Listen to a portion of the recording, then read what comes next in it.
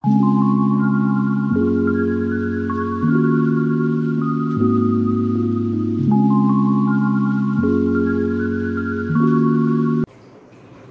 Friends, सलाम नमस्ते, केम छो। Welcome back to my channel. कैसे हो आप सब? मज़े में? राधे राधे सभी को। आज मैं निकल रही हूँ एक यात्रा के लिए। तो मैंने सबसे सरप्राइज रखा है, मतलब किसी को भी बताया नहीं है, बट इट्स ओके। मैं जा रही हूँ त्र्यंबकेश्वर महादेव जी के दर्शन के लिए। ये नासिक में स्थित है। तो आप लोग भी मेरे साथ चलिए। और अभी मुझे थोड़ा सा लेट हो रहा है तो हम जल्दी अभी चले जाते हैं, ठीक है? मैंने बस बुक की है, मतलब सीट बुक की है ऑफ कोर्स। तो चलिए चलते हैं, चलिए। तो ये मैं आ चुकी हूँ कल्याण रेलवे स्टेशन। और सुबह की मेरी बस थी। बस की बुकिंग की थी मैंने। 6:45 का टाइम तो लिखा था, लेकिन वो स्टार्टिंग पॉइंट था। एक्चुअली मेरी जो बस थी उसका टाइम था 7:33। तो कल्याण डिपो से नासिक सीबीएस तक मैंने ट्रैवल किया था पहले। और सीबीएस से हम त्र्यंबकेश्वर के लिए बसेस ले सकते हैं। तो वहाँ से बहुत सारे ऑप्शंस मिलते हैं। जब भी आप सीबीएस जाओगे ना नासिक में, तो आपको बहुत सारे ऑप्शंस मिलते हैं। यहाँ पे रेलवे स्टेशन है कल्याण का, ठीक उसके सामने ही चलते चलते आना है तो यहाँ पे आपको बस का डेपो मिल जाएगा, ठीक है? बहुत सारे बसेस रहते हैं और मॉर्निंग टाइम में इतनी ज़्यादा फ्रिक्वेंसी रहती है। थोड़ा सा टाइमिंग का मतलब थोड़ा सा इशू रहता है, बसेस टाइम पे नहीं आते हैं, लेकिन ठीक है। यहाँ से देखिए नासिक का बस, यहाँ पे आप सेकंड नंबर पे आप वेट कर सकते हैं, तो वहाँ पे बसेस आती है। और वैसे तो मेरी बस आ गई। और फिर मतलब थोड़ा 1 घंटा तो वैसे ही लेट हो गई थी, लेकिन चलता है, अभी वेट करना तो पड़ेगा। और फिर मैंने वहाँ पे कुछ खाने पीने के लिए ले लिया। वहाँ पे बस डिपो में ही मतलब खाने पीने की व्यवस्था भी रहती है। आपको कुछ खाने के लिए चाहिए, पानी चाहिए, वड़ा पाव चाहिए, या फिर जो भी और भी कुछ चीज़ें रहती है वो मिलता है। और ये जो टिकट था ना, वो कल्याण से नासिक सीबीएस तक 132 रुपीज़ का ये टिकट था, जो मैंने ऑलरेडी रिजर्वेशन करके रखा था। क्योंकि मॉर्निंग टाइम पे है ना, सैटरडे का दिन था, तो बहुत सारा रश होता है, लोग चढ़ने वाले रहते हैं, अपने को विंडो सीट नहीं मिलते। तो इससे बेटर मैं पहले दिन पे जाके वहाँ से ये टिकट बुक करके आई थी। तो मैं मस्त से आराम से विंडो सीट अपना एंजॉय कर रही थी। ये अपना बस है, बहुत ही कंफर्टेबल सीट्स थे। और ये जो 132 रुपीज़ है ना, ये लेडीज़ के लिए है। मतलब लेडीज़ के लिए हाफ टिकट रहता है महाराष्ट्र में। जैसे ही आप एसटी से ट्रैवल करते हैं ना, तो आपको हाफ टिकट लगता है। तो 132 ये कीमत जो है कल्याण से नासिक सीबीएस तक 132 सिर्फ लेडीज़ के लिए है। जेंट्स के लिए वो डबल अमाउंट होगा। तो ये देखिए, मैं एंजॉय कर रही हूँ अपना विंडो सीट। और मैं ये पहुंची नासिक सीबीएस डिपो में। ये देखिए, यहाँ से आपको बहुत सारे बसेस मिलते हैं त्र्यंबकेश्वर के लिए। तो नॉर्मल जो बसेस रहते हैं या फिर एसी बसेस भी बहुत अवेलेबल रहते हैं। और उसकी अमाउंट भी ज़्यादा नहीं रहते। और जैसे कि मैंने कहा कि लेडीज़ के लिए हाफ टिकट रहता है, तो ये मैंने एसी बस में यहाँ पे मैं चढ़ गई। और फिर उसका टिकट जो होता है ना एसी बस का, नासिक सीबीएस से त्र्यंबकेश्वर मंदिर तक, वो टिकट रहता है 39 रुपीज़ लेडीज़ के लिए, क्योंकि वो भी हाफ टिकट रहता है। एसी में भी आप अगर ट्रैवल कर रहे हो ना, तो उसका भी हाफ टिकट रहता है लेडीज़ के लिए। ये 39 रुपीज़ का टिकट है नासिक सीबीएस टू त्र्यंबक। मतलब टेम्पल के नज़दीक ही है उनका डेपो, तो आपको वहाँ से और भी कोई ऑटो वगैरह करने की ज़रूरत नहीं होती है। तो मैं यहाँ पे हैप्पी हो रही थी, ये देखिए। और फिर त्र्यंबकेश्वर महादेव जी के दर्शन के लिए हम जा रहे हैं, तो वो खुशी तो कुछ और ही रहती है मन में। बहुत अच्छा लग रहा था, बहुत अच्छा फील हो रहा था, बहुत ब्लेस्ड फील कर रही थी। क्योंकि त्र्यंबकेश्वर महादेव जी के दर्शन ये मैं अपने लाइफ में तीसरी बार कर रही हूँ। जी हाँ, बहुत ही बचपन में मतलब मैं गई थी, तो पूरी फैमिली थी मेरी, मतलब मेरी मम्मी डैडी और मेरी जो सिस्टर थी वो थी। वहाँ से मैंने किचन भी लिया था मेरी सिस्टर से। तो वो यादें मुझे ताज़ा हो रही थी। और सेकंड टाइम हम लोग जब भी गए थे तो कुछ पूजा पाठ करने गए थे, तो तभी वो टाइम पे मेरी दादी थी साथ में। और ये आज का वो तीसरा टाइम था। ये देखिए, त्र्यंबकेश्वर बस डिपो में हम पहुंच गए हैं। और यहाँ से हार्डली 5 मिनट्स का वॉकेबल डिस्टेंस है। और आपको वो जो मंदिर का जो गली है ना, वहाँ पे आप जा सकते हैं। ये देखिए, त्र्यंबकेश्वर बस डेपो है। ये बहुत ही बड़ा बस डेपो है। आप यहाँ पे भी वेट कर सकते हैं इन केस अगर आपको कुछ रहने के लिए जगह नहीं मिली। आपको रात को है ना यहाँ पे वेट करने के लिए वो लोग अलाउ करते हैं, तो आप वैसे भी हो सकते हो। तो जैसे हम बाहर आते हैं ना बस डिपो के, तो यहाँ पे बहुत सारे प्लेसेस है रहने के लिए, लॉजिंग वगैरह है, वहाँ पे भी रह सकते हो। और ये देखिए ये गेट है, यहाँ से अंदर जाएंगे ना तो त्र्यंबकेश्वर मंदिर के लिए आप जा सकते हैं। ये ऐसे बोर्ड सभी साइनेजेस वगैरह रहते हैं, आप उनको फॉलो कर सकते हैं। और उसके लेफ्ट में रहने के लिए भी जगह है, वो मैं आपको बाद में बताऊंगी। अभी फिलहाल तो मैं अंदर जाके थोड़ा सा आइडिया लेके आई हूँ, क्योंकि मैंने सोचा कि पहले थोड़ा आइडिया ले लेते हैं कि कितनी भीड़ है। तो ये देखिए भीड़ तो यहाँ से जैसे गेट से अंदर आई ना, वैसे ही यहाँ से ये लाइन अभी चालू है। और आप सोचोगे नहीं, ये सिर्फ पास वालों को, मतलब वीआईपी पासेस जो रहते हैं ना 200 रुपीज़ के, उनका ही ये लाइन है। मतलब ये मंदिर के बाहर तक जो आया है ना लाइन, वो नॉर्मल लाइन नहीं है, फ्री वाला लाइन नहीं है। ये 200 रुपीज़ दे के जो पासेस लेते हैं ना वीआईपी दर्शन के, उसका लाइन ये मंदिर के बाहर तक आया है। ठीक है, तो नॉर्मली कैसे होता है ना, जब ये हम पासेस लेके जाते हैं तो एक से 2 घंटे तक का टाइम हम लोग समझ के जा सकते हैं, ऐसे उतना टाइम लगता है। वरना फिर 5-6 घंटे आपको लाइन में वेट करना पड़ता है। और ये सारी चीज़ें जो है ना, ये शॉप्स है, वहाँ पे बहुत अच्छी अच्छी चीज़ें मिलती हैं। मैंने भी यहाँ से रुद्राक्ष का एक ब्रेसलेट लिया था, और जो शर्ट रहता है ना, मतलब कुर्ता टाइप, वो भी मैंने ले लिया। अफोर्डेबल प्राइसेस रहते हैं, कुछ ज़्यादा वो लोग नहीं करते हैं, मतलब मांगते नहीं है। और बैग्स भी बहुत खूबसूरत थे। मेरा तो बहुत मन कर रहा था बैग्स लेने के लिए, लेकिन मैंने थोड़ा सा कंट्रोल किया क्योंकि मेरे पास बहुत सारे बैग्स हैं ऑलरेडी, तो मैं कहाँ पे रखूँ, है ना। और ये देखिए ये सारी बहुत अच्छी अच्छी चीज़ें हैं। डमरू मिलते हैं, डमरू तो मैंने नहीं लिया क्योंकि डमरू यहाँ पे भी मिलता है और सेम कॉस्ट पे वहाँ पे भी मिलता है, और मेरे पास ऑलरेडी है। कोंडाजी चिवड़ा नासिक का फेमस है, तो आप वो भी यहाँ से परचेस कर सकते हैं। और यहाँ से अगर आप सामने जाएंगे ना, ये देखिए ये ब्रह्मगिरी पर्वत की जो है ना, ये उनमें से घिरा हुआ ये टेम्पल है ब्रह्मगिरी पर्वत। ये देखिए ऐसे कुर्ते रहते हैं ना, इसमें से मैंने भी ले लिया, ऑरेंज कलर का ले लिया। और मैंने सब आइडिया ले लिया कि भाई यहाँ पे तो बहुत सारी भीड़ है, तो मैंने सोचा कि अभी लाइन तो इतनी जल्दी आगे जाएगी नहीं, तो थोड़ा सा और घूम लूँ, है कि नहीं। तो मैं आ गई यहाँ पे रहने के लिए, जो कोई प्लेसेस रहते हैं ना वो देखने के लिए। तो यहाँ पे श्री गजानन महाराज संस्थान नाम से एक मतलब प्लेस है जहाँ पे आप रह सकते हो। यहाँ पे सामने है ना, ये जो दिख रहा है ना सामने गेट, वहाँ से आप त्र्यंबकेश्वर मंदिर जा सकते हैं। और उसके सामने वाली गली में, मतलब मैं आपको प्रॉपर एक बता रही हूँ, इसके ये गेट के सामने वाली गली में ही आपको जाना है, मतलब रोड क्रॉस करके यहाँ से जाना है। तो आपको रहने के लिए बहुत सारे अच्छे अच्छे प्लेसेस मिलते हैं। ये भी एक अच्छा है, one of the best places है ये स्वामी पैलेस। मैं यहाँ पे किसी भी जगह का कुछ भी प्रमोशन नहीं कर रही हूँ, ना ही ये स्पॉन्सर्ड वीडियो है, बिल्कुल नहीं, क्योंकि मैं अपने हिसाब से यहाँ पे गई थी। तो जस्ट आपके इन्फॉर्मेशन के लिए मैं सारी चीज़ें जो है वो वीडियो में बता रही हूँ, ये स्पॉन्सर्ड वीडियो नहीं है। और ये आगे मैं श्री गजानन महाराज संस्थान शेगांव यहाँ पे नाम लिखा है। तो यहाँ पे है ना आपको गजानन महाराज जी जो है ना शेगांव के, उनका मंदिर भी दिखाई देगा। ये देखिए ब्रह्मगिरी पर्वत के जो रेंजेस है सभी आप देख सकते हैं। यहाँ पे बहुत क्लीनलीनेस है, बहुत इतना सुंदर है ना ये जगह। मतलब मैं जैसे ही एंटर हो गई ना, मेरा तो मतलब दिल बहुत खुश हो गया कि ये देखिए बहुत ही हरियाली है, ग्रीनरी बहुत है। और जो एटमॉस्फेयर, जो क्लाइमेट बना था ना, उस दिन बारिश वाला था, तो धूप की भी इतनी परेशानी मुझे तो नहीं हुई। सब भोले बाबा की कृपा से सब अच्छा हो गया। क्लाइमेट भी बहुत अच्छा था, धूप का बिल्कुल भी मुझे कुछ भी तकलीफ नहीं हुआ। और यहाँ पे रूम इंक्वायरी के लिए आप, इनका ऑफिस है, वहाँ से अंदर जा सकते हो। तो वहाँ पे हम बाद में जाएंगे।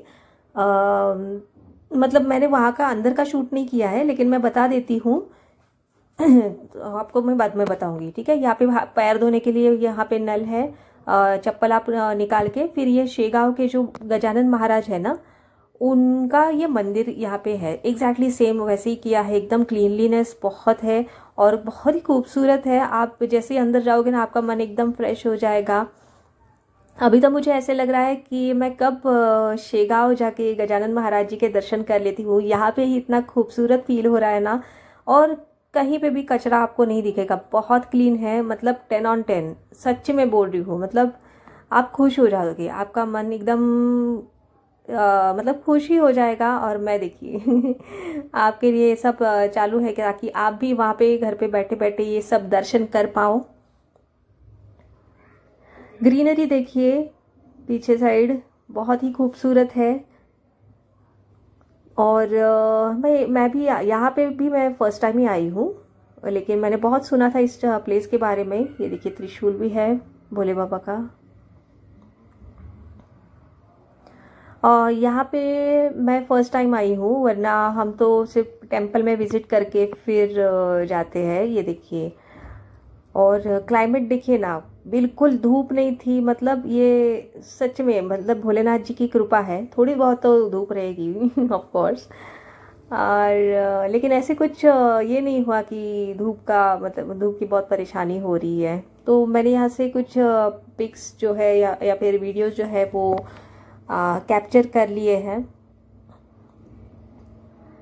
देखिए मंदिर का काम भी बहुत बढ़िया है और बहुत ही ये देखिए कलाकारी देखिए, बहुत ही सुंदर दिखता है ना। Very nice. अंदर जाके अंदर अलाउड नहीं है फोटोज क्लिक करना। तो यहाँ से मैं आपको थोड़ा सा आइडिया दे रही हूँ कि बहुत ही खूबसूरत काम किया गया है। ये देखिए अंदर जो है वो शेगांव के जो गजानन महाराज जी है उनकी आप दर्शन कर सकते हैं। और फिर मैं दर्शन करके फिर से वापस बाहर आ गई हूँ। ये देखिए एक ऊपर से ही थोड़ा सा एक व्यू आपको बता देती हूँ। वो जो सामने है ना, वो वहाँ पे रूम्स अवेलेबल रहते हैं। और यहाँ पे आप वीडियो पॉज करके ये सब पढ़ सकते हैं कि यहाँ पे उनके टाइमिंग्स लिखे हैं कि त्र्यंबकेश्वर मंदिर का जो टाइम टेबल है वो भी लिखा है। और यहाँ पे जो शेगांव के गजानन महाराज जी है उनका जो मंदिर है वहाँ का भी टाइमिंग सब वहाँ पे लिख के रखा था। और आप वो गो थ्रू कर सकते हैं पॉज करके वीडियो। और फिर मुझे तो पेड़ पौधे एनिमल्स ये सब चीज़ें बहुत पसंद आती है, तो मैंने वो भी कैप्चर कर लिया। देखिए ना कितने खूबसूरत पेड़ है, फूलों वाले जो नीचे जो मतलब गार्डन में जो काम किया गया है बहुत ही बढ़िया था, काबिल तारीफ था। ये देखिए बहुत बढ़िया लग रहा है ना। तो आप जब भी किसी भी तीर्थ क्षेत्र पे या फिर किसी भी प्लेस पे अगर अगर आप जा रहे हो ना, तो ये सारी चीज़ें भी ऑब्जर्व किया कीजिए, आपका मन बहुत ही प्रफुल्लित हो जाएगा। ये देखिए फूलों वाले पेड़ भी है। तो मैंने यहाँ पे एक सेल्फी लेना चाही थी, लेकिन वो वीडियो बन गया उसके बाद मुझे पता चला कि अच्छा ये वीडियो चालू है। ओके तो कोई बात नहीं, वीडियो तो वीडियो ही सही है कि नहीं। तो मैं यहाँ से बाहर आ गई। और हाँ रही बात रहने की, तो यहाँ पे जो है ना ये शेगांव के गजानन, ये देखिए ये भक्त निवास है। लेकिन यहाँ पे ना सिर्फ फैमिलीज रह सकती है। यहाँ पे डॉर्मेट्री सिस्टम भी है, मतलब कॉमन रूम्स भी रहते हैं और सेपरेट जो इंडिविजुअल रूम्स जो होते हैं ना वो भी रहते हैं। लेकिन सिंगल लोग यहाँ पे नहीं रह सकते। अगर आप इंडिविजुअल सोलो ट्रिप पे जा रहे हो ना, तो सिंगल लोगों को यहाँ पे अलाउ करते ही नहीं है, भले वो लेडीज हो या फिर जेंट्स हो। कभी कभी दूसरे तीर्थ क्षेत्र पे हम जाते हैं ना, तो लेडीज को फिर भी अलाउ करते हैं। जैसे कि मैं लास्ट टाइम सप्तशृंगी गई थी या फिर महालक्ष्मी गई थी, तो मुझे अलाउ किया था सिंगल रहने के लिए। लेकिन यहाँ पे सिंगल लोगों के लिए नहीं अलाउ करते हैं, ऐसे है। तो अगर रूम्स बुक भी हो जाए ना, सारे फुल हो जाए ना, तो फैमिलीज को डॉर्मेट्री में मतलब कॉमन स्टे में रहने के लिए वो लोग एडजस्ट कर लेते हैं, लेकिन सिंगल लोगों के लिए नहीं है। ये है त्र्यंबकेश्वर मंदिर का उत्तर महाद्वार है। वहाँ पे भी मैं पहले गई थी, वहाँ से थोड़ा सा शूट कर लिया। और फिर कहते हैं कि पहले ना कुशावर तीर्थ का दर्शन करना चाहिए। वहाँ पे अगर पॉसिबल हो तो स्नान भी कर ले तो भी बढ़िया है। तो मैं वहाँ से मंदिर से यहाँ पे पहले कुशावर तीर्थ पे गई थी। मंदिर के इधर से ही अगर उस लेन से मैंने जो गेट दिखाया था ना, उस गेट से अंदर जब भी आप आओगे ना, तो वहाँ से एकदम स्ट्रेट चल के जाना है। 200-300 मीटर पे ही ये है, मतलब नज़दीक ही है। 10 मिनट का वॉकेबल डिस्टेंस है। अब अगर आप धीरे चलते हो ना तो 10 मिनट का वॉकेबल डिस्टेंस है।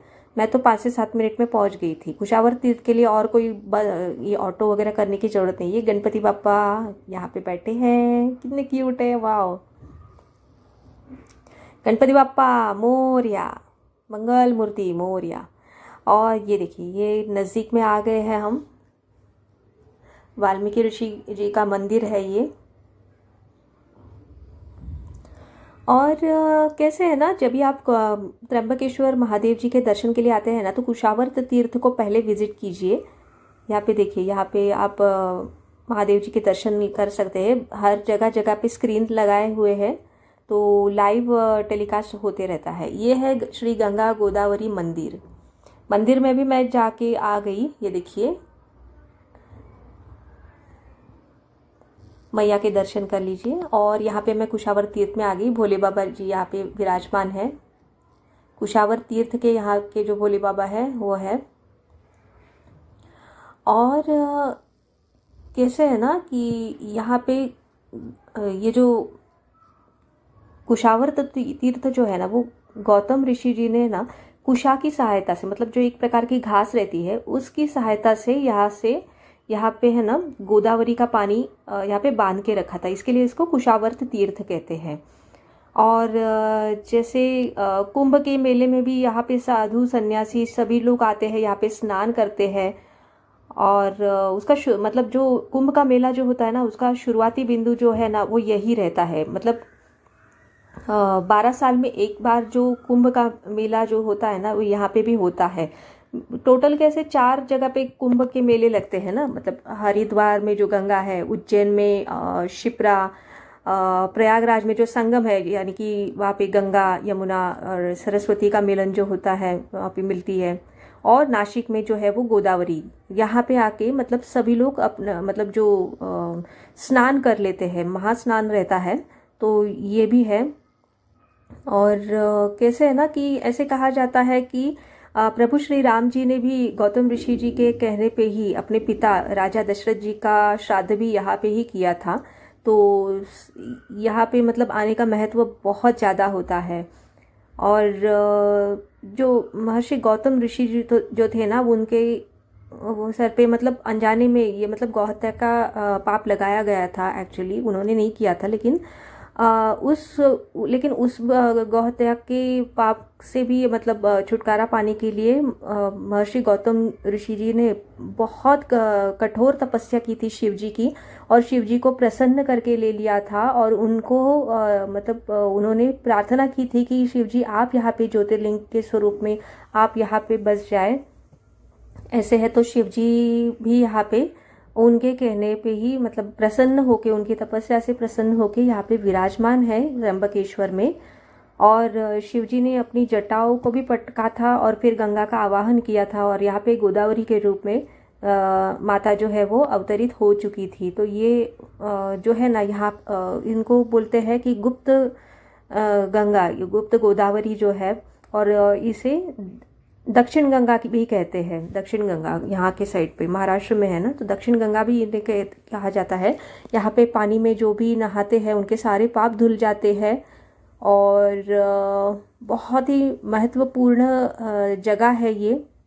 देखिए, कुंभ जब भी चालू होता है ना, तो कुंभ के टाइम पे सभी साधु सन्यासी आप यहाँ पे देख सकते हैं, सभी लोग यहाँ पे आके जो है ना स्नान करते हैं। महास्नान उसे कहलाता जाता है। तो आप भी यहाँ पे एक बार भी विजिट कर लीजिएगा। बहुत ही पवित्र जगह है। देखिए, काम एकदम बहुत मतलब अच्छा है। मतलब आप एक एक मतलब जो देख सकते हैं यहाँ पे कलाकारी जो है ना वो देख सकते हैं। सभी भगवान का आप दर्शन कर सकते हैं। ये देखिए,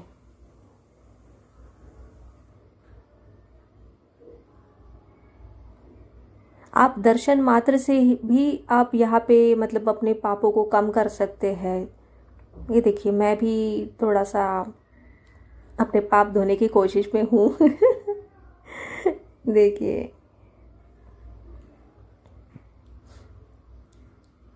और मैं वहाँ से फिर आ गई मंदिर के सामने। ये भी उत्तर महाद्वार का ही है नज़ारा।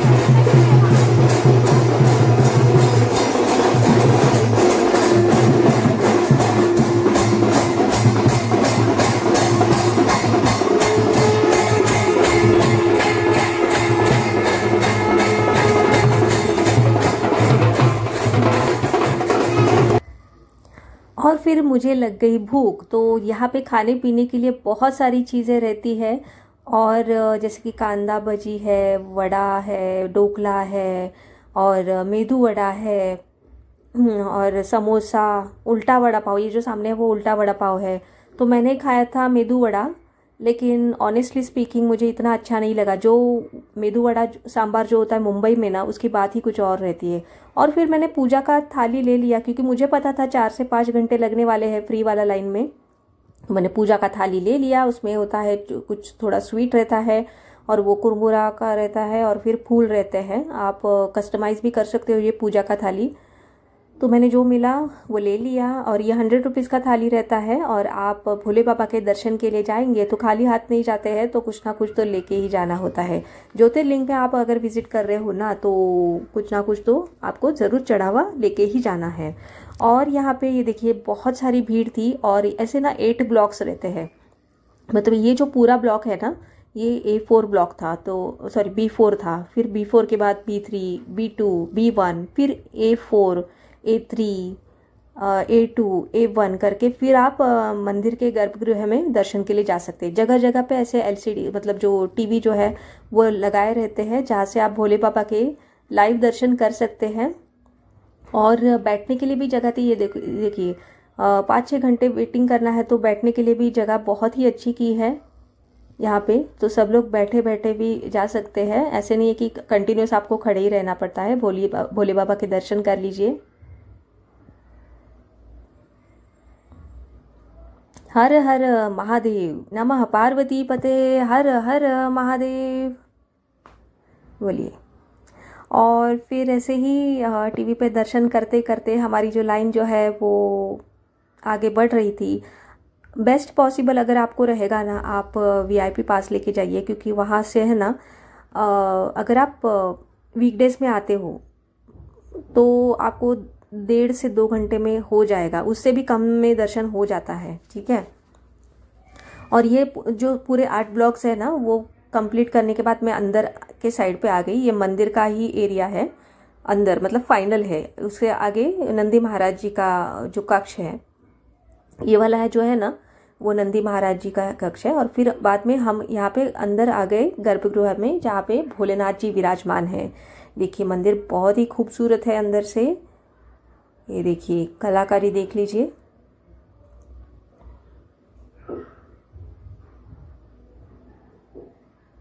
हर हर महादेव। ये बाहर भी टीवी भी लगा है वहाँ पे, और ये आईने में आप दर्शन कर सकते हैं भोले बाबा के। और फिर दर्शन करके मैं बाहर आ गई। ये बाहर से ये दर्शन आपको दे रही हूँ। अंदर वैसे भी अलाउड नहीं रहता है दर्शन का, मतलब फोटोग्राफी या फिर वीडियोग्राफी बिल्कुल अलाउड नहीं है। तो हमने ज़्यादा कुछ अलाउड मतलब पिक्चराइज नहीं किया है, लेकिन जितना भी दर्शन हो चुका या फिर हम कैप्चर कर सके हमने कर लिया है। और एक से पूछा भी था कि हम थोड़ा फोटो ले सकते क्या मिरर वाला, तो उन्होंने कहा कि हाँ ठीक है ले सकते हैं, ठीक है। तो मैं बाहर आ गई। यहाँ पे देखिए बढ़िया त्रिशूल भी लगाया है, तो सब लोग वहाँ पे जाके फोटोज क्लिक कर रहे थे। तो मैंने भी थोड़ा सा फोटो ले लिया। भोले बाबा का त्रिशूल है तो उनके साथ में एक फोटो तो बनता है कि नहीं। और फिर यहाँ पे मुझे ना टोटल कितने, मैं 5:40 को लाइन में लगी थी। 11:30 बजे मैं रात के बाहर आ चुकी हूँ मंदिर के दर्शन करके भोले बाबा के। और भीड़ देखिए, ये 11:30 बजे रात को है। ये मतलब इतने सारे लोग जो है ना, वो 11:30 बजे रात को ये दर्शन कर रहे हैं। मतलब दर्शन लिटरली वहाँ पे अंदर भी जा रहे थे। 11:30 बजे भी अंदर जा रहे थे लोग। मतलब भोले बाबा जो है ना, वो बहुत ही कृपा करते हैं। तो लोग जो है ना 11:30 बजे तक भी उनके दर्शन के लिए लाइन में खड़े थे। फिर बाद में ये मैंने बाहर का जो मंदिर है वो कैप्चर करने की कोशिश की। हाँ जी रात है तो थोड़ा सा आपको क्लियर नहीं दिखेगा, लेकिन जो कलश दर्शन है ना वो आपको ज़रूर करवा सकती हूँ। कलश देख लीजिए आप। और यहाँ पे और जो शिवलिंग है ना, वो यहाँ पे रखा है। जो अंदर का जो शिवलिंग रहता है ना, राइट साइड में जो शिवलिंग है वो एग्जैक्टली सेम है अंदर वाला, और ये वाला दूसरा है जो आपको दिख रहा है। उस पर भी फूल पत्र जो भी आपने लाया है वो आप यहाँ पे अर्पण कर सकते हैं। ये देखिए एग्जैक्टली ऐसे ही अंदर भी है गर्भगृह में शिवलिंग। शिवलिंग में ब्रह्मा, विष्णु और महेश जी का वास्तव्य है। ये देखिए, और ये जो स्थान है ना, यहाँ से जो पवित्र जल है वो शिव जी के यहाँ से डायरेक्ट आता है, तो वो भी मैंने कैप्चर कर लिया।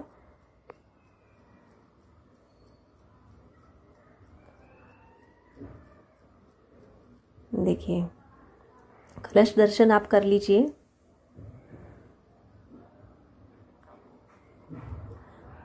और मैं यही आपसे कहना चाहूँगी कि आप भी एक बार त्र्यंबकेश्वर महादेव जी के दर्शन के लिए आ जाइए। 12 ज्योतिर्लिंगों में से एक है। और फिर मैं फिर नेक्स्ट डे को, ये 5 बजे है सुबह, नेक्स्ट डे को मैं आ गई स्टॉप पे, और फिर चेंज करके फिर यहाँ पे एक बार फिर से मॉर्निंग का दर्शन करने के लिए आ गई। उत्तर महाद्वार जो है ना, वहाँ पे मैंने दर्शन ले लिया। और फिर सुबह भूख भी लगी थी, तो मुझे कुछ खाना भी था, तो वहाँ पे जो भी होटल्स है, बहुत सारे ऑप्शंस हैं सुबह सुबह भी, तो मैंने महादेव जी के बाहर से ही दर्शन कर लिए। अंदर तक जाने के लिए फिर से वो लाइन में लगना पड़ता था, तो मैं अंदर नहीं गई, क्योंकि संडे था ना, संडे को भी बहुत भीड़ थी। तो मैंने फिर बाहर से ही दर्शन कर लिया। और फिर ये देखिए, एक काऊ है, कितनी क्यूट है ना, तो मैंने उसको भी कैप्चर कर लिया। और फिर मैं आ गई यहाँ पे नाश्ता करने के लिए। तो मैंने पोहा ले लिया था, इसमें प्याज या फिर लहसुन ऐसे कुछ भी नहीं रहता है। ये अच्छा रेस्टोरेंट है। और यहाँ पे चटनी भी रखी थी, अनलिमिटेड चटनी, आप कितना भी ले सकते हो, ठीक है, मीठा चटनी और जो ग्रीन वाला चटनी। और फिर मेरा फेवरेट चाय भी पी लिया। बहुत ही बढ़िया चाय था, गुड़ का बना हुआ था, बहुत ही मस्त था ये चाय, दिल खुश हो गया। और फिर मैं आ गई त्र्यंबकेश्वर से महामार्ग में। नासिक महामार्ग से हमें बसेस मिलती हैं मुंबई या फिर डोंबिवली साइड पे, उसका टिकट है 26 रुपीज़। तो त्र्यंबकेश्वर जो डेपो, जो बाजू वाला जो डेपो है ना, वहाँ से मैं बस ले ली महामार्ग से, नासिक महामार्ग पे। और ये जो है बस डेपो है नासिक महामार्ग का है। महामार्ग पे मैं आ गई, और महामार्ग से डोंबिवली तक का टिकट रहता है 127 रुपीज़ का। और ये जो चार्जेस मैंने बताए हैं, ये सिर्फ लेडीज़ के टिकट्स के चार्जेस मैंने बताए हैं, ठीक है। तो आप सभी ने ये वीडियो देखा, इसके लिए बहुत बहुत धन्यवाद। भगवान शिव की कृपा आप पे भी बनी रहे।